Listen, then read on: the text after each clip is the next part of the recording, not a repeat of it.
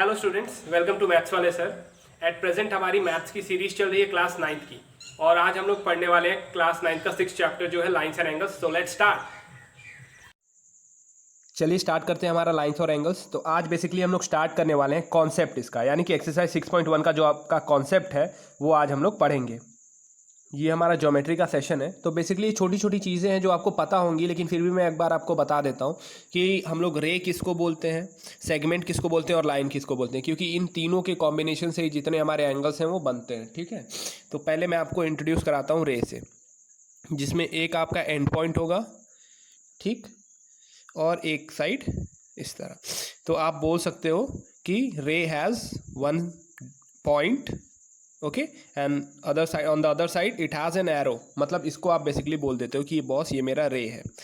अब अगर वही लाइन सेगमेंट की बात करूँ तो क्या होता है, लाइन की किसी भी तरफ आप एंड पॉइंट्स नहीं देखोगे, ये आपकी लाइन हो गई। और स्मॉल लेटर से आप कोई भी डिनोट कर सकते हो, लाइन एल हो गया, एम हो गया, जो भी हो गया आप ऐसे डिनोट कर सकते हो। और सेगमेंट क्या होता है, जिसके दोनों तरफ आप पॉइंट्स हो, ठीक है, जैसे सेगमेंट ए बी हो गया आपका। ठीक, क्लियर आपको? अब आते हैं जो हमारा चैप्टर है लाइंस और एंगल्स। लाइंस तो आपको क्लियर हुआ, एंगल्स किसको बोलते हो आप?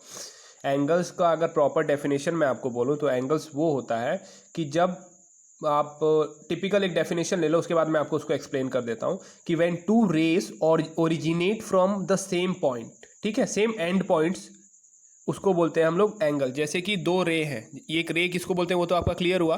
अगर ये दो रे हैं, एक रे ऐसा हो गया आपका इस तरह जा रहा है, और दूसरा रे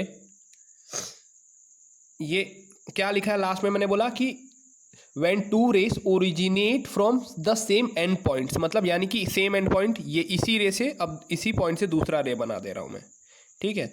मतलब इसी सेम पॉइंट से अगर दो रे स्टार्ट हो रही हैं तो वो डेफिनेटली क्या करती हैं, एंगल फॉर्म करती हैं, तो उसको हम लोग बोलते हैं एंगल। ये आपका एंगल का डेफिनेशन हो गया। अब ये रे जरूरी नहीं इधर आए, इधर भी आ सकती है, ठीक है, ऐसे भी आ सकती है, वो ये रे ऐसे भी जा सकती है। तो वो रे के ऊपर डिपेंड करता है कि कौन सा एंगल वो फॉर्म करेगी। क्लियर हुआ? तो वो रे के ऊपर डिपेंड करता है। तो एंगल का डेफिनेशन क्लियर हो गया। अब इसको हम लोग बोलते हैं वर्टेक्स। बहुत कॉमन चीज़ है, आपको पता होगी, वर्टेक्स बोलते हैं इसको, और इसको बोलते हैं आर्म। ठीक है, ठीक, इसको वर्टेक्स बोलते हैं, ये डॉट को हम लोग बोलते हैं वर्टेक्स, और इसको बोलते हैं आर्म्स। क्लिक। अब देखिए, इसी एंगल्स को हम लोगों ने किसके, अब उसके मेजरमेंट के हिसाब से हम लोगों ने अलग अलग क्लासीफाई किया है। जैसे कि जो एंगल आपका 0 और 90 के अंदर रहता है उसको हम लोग बोलते हैं एक्यूट एंगल। क्या बोलते हैं? एक्यूट, एक्यूट एंगल हम लोग बोलते हैं। एक्यूट कब? जब वो 90 से कम हो और 0 से ज़्यादा और 90 से कम हो, तो उसको बोलते हैं एक्यूट एंगल। इतना तो आप, ये या तो आप बेसिक्स अपने क्लासेस में पढ़ते आ रहे हो, 8 तक हम लोगों ने यही पढ़ा। राइट एंगल मतलब क्या? एग्जैक्ट, अगर उसका मेजरमेंट, उस एंगल का मेजरमेंट एग्जैक्ट 90 डिग्री है तो उसको बोलते हैं राइट एंगल। फिर उसके बाद अगर तीसरा है आपका कि अगर आपका मेजरमेंट, उस एंगल का मेजरमेंट लाई कर रहा है 90 से लेके 180 के बीच में, तो आप उसको बोलते हो, मतलब greater than 90 and less than 180, तो उसको बोलते हो आप ऑब्ट्यूज एंगल। उसके बाद अगर आपकी लाइन स्ट्रेट हो गई, एंगल स्ट्रेट लाइन फॉर्म कर रहा है, जब भी स्ट्रेट लाइन का फॉर्मेशन होगा तो आपका एंगल होगा 180 डिग्री, इसको बोलते हैं हम लोग स्ट्रेट एंगल। ठीक है, स्ट्रेट एंगल। फिर आता है आपका रिफ्लेक्स। जैसे 180 तक का काम हो गया, अब जो 180 से ज़्यादा और 360 से कम हो उसको बोलते हैं कौन सा एंगल? रिफ्लेक्स,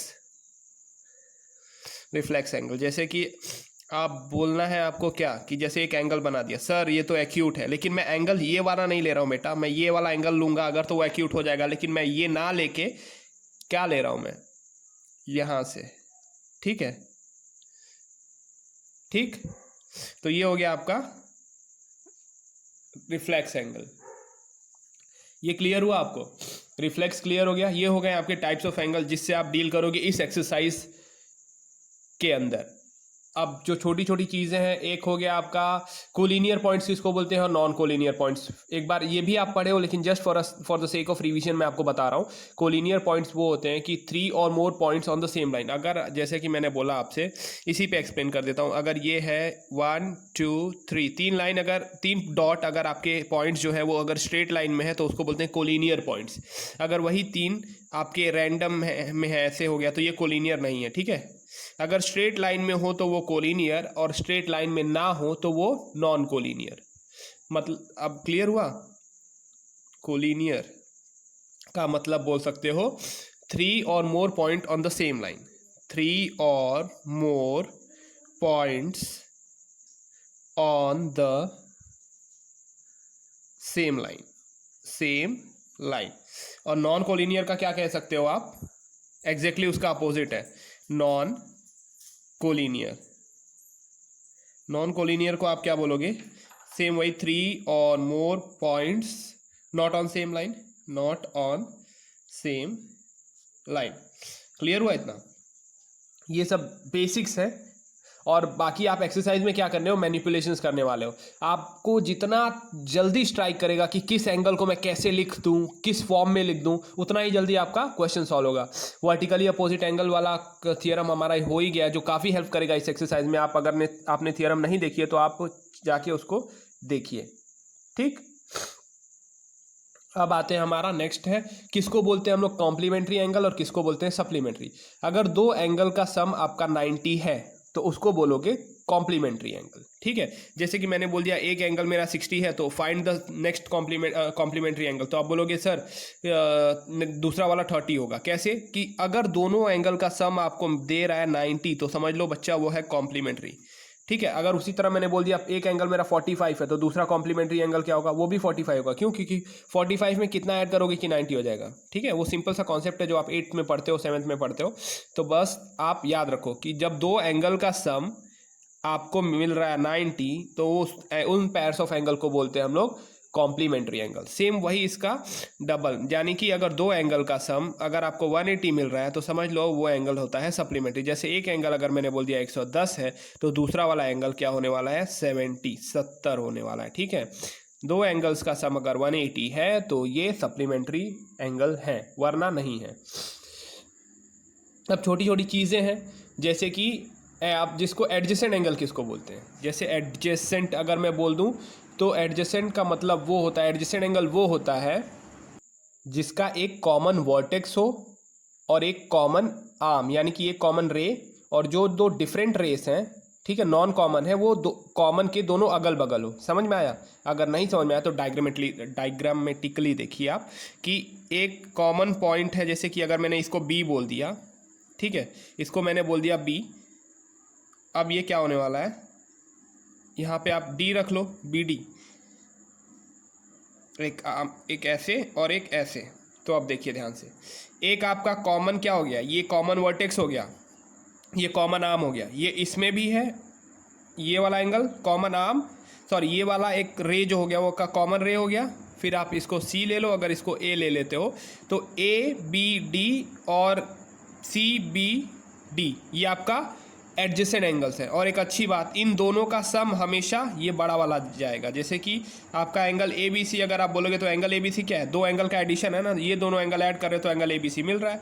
तो angle A B D plus angle C B D, ठीक है। क्लियर हुआ? ये है आपका एडजेसेंट एंगल। कौन सा एंगल? Adjacent angle. इसको आप बेसिकली बोल सकते हो पड़ोसी, ठीक है। एडजेसेंट मतलब आपके बगल वाला, ठीक है। तो इसके बगल में कौन सा एंगल है? इसके बगल में ये। और रूल मैंने बताया है, एक कॉमन वर्टेक्स होना चाहिए, एक कॉमन आर्म, और जो नॉन कॉमन आर्म्स हैं वो दोनों कॉमन आर्म के अगल मतलब अपोजिट साइड में होने चाहिए। ये इसके इस तरफ है और ये भी इसके इस तरफ है। क्लियर हुआ? अपोजिट साइड यानी कि डिफरेंट साइड, यानी कि दोनों इसी तरफ ना हो के दोनों इस तरफ हो। क्लियर? अब आते हैं हमारे लीनियर पेयर पे। लीनियर पेयर कैसे होता है? अगर लीनियर पेयर की बात करूं मैं आपसे तो आप सिंपली बोल दोगे कि अगर एक स्ट्रेट लाइन है उस पर कोई रे, ठीक है, कोई रे अगर ऐसे फॉर्म हो रही है तो इन यानी एक नाम दे दो ए बी और सी और डी। अगर ए सी मेरा ए सी अगर एक लाइन है उस पर बी डी रे है तो मेरे इन दोनों एंगल का सम, यानी कि एक एंगल ये फर्स्ट एंगल और एक एंगल ये सेकेंड एंगल, दोनों का सम कितना होने वाला है 180 डिग्री। ये होता है लीनियर पेयर एग्जाम, ठीक है, क्लियर। अब वर्टिकली अपोजिट एंगल की बात करते हैं। हमेशा एक्स बनाओ, वर्टिकली अपोजिट पेयर में हमेशा एक्स ध्यान में रखो आप, ठीक। अब इसका नामकरण कर देते हैं हम लोग, ए बी सी और डी। तो आप ध्यान दीजिएगा, अगर इसके अपोजिट वर्टिकली अपोजिट इसका लेना है तो आप यहाँ पे रहो और एग्जैक्टली इसके सामने देखो। इसके सामने क्या है मेरा ये एंगल।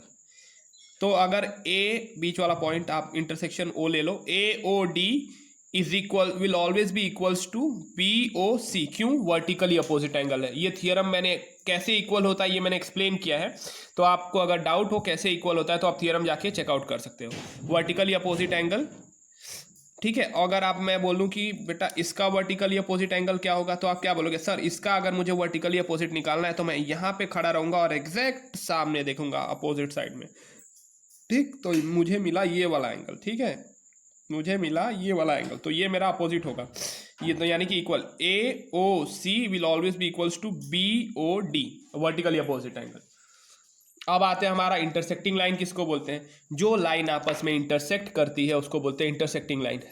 ठीक है, ये तो वही बात हो गई डेफिनेशन। अगर इसका इंटरसेक्टिंग लाइन, जैसे एक लाइन ये हो गई, ये अगर किसी लाइन से इंटरसेक्ट मतलब अगर वो क्रॉस करती है, इंटरसेक्ट करती है मतलब क्या, किसी लाइन को क्रॉस करती है। वरना बोलोगे सर आप तो वही बोल दिए कि जो लाइन किसी को इंटरसेक्ट करती है वो इंटरसेक्टिंग लाइन हो गई, मतलब जो क्रॉस कर दे उसको, ऐसे समझ रहे हैं आप। इसको क्रॉस किया एक पॉइंट पे, इंटरसेक्ट यानी कि कट किया एक पॉइंट पे, ठीक है, उसको बोलते हैं। जो लाइन आपस में इंटरसेक्ट कर जाए, क्रॉस कर जाए, ठीक है, तो वो होता है इंटरसेक्टिंग। एक पॉइंट ऑफ इंटरसेक्शन मिल गया ना, ये इंटरसेक्टिंग लाइन हो गई। अब नॉन इंटरसेक्टिंग लाइन को हम लोग, एक होती है नॉन इंटरसेक्टिंग लाइन जो कभी इंटरसेक्ट ना करें, ये देखिए, और इसको हम लोग पैरेलल लाइंस भी कहते हैं, ठीक है।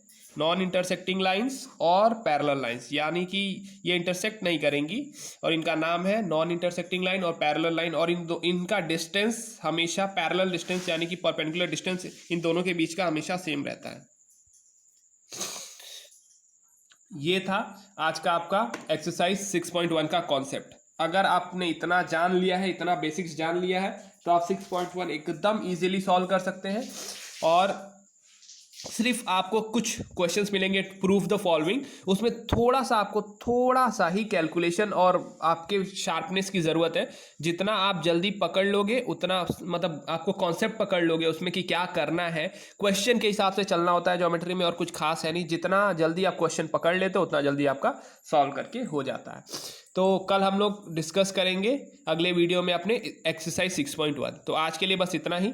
अगर आपको कोई भी डाउट हो तो प्लीज़ आप क्वेरी कर सकते हो, आप पूछ सकते हो हमसे। हम ये व्हाट्सएप नंबर है जिस पे आप अपने क्वेश्चंस को भेज सकते हो, और ये जीमेल आईडी। तो अगर आपको ये वीडियो की सीरीज अच्छी लग रही तो please share and subscribe and do support. Thank you, have a nice day.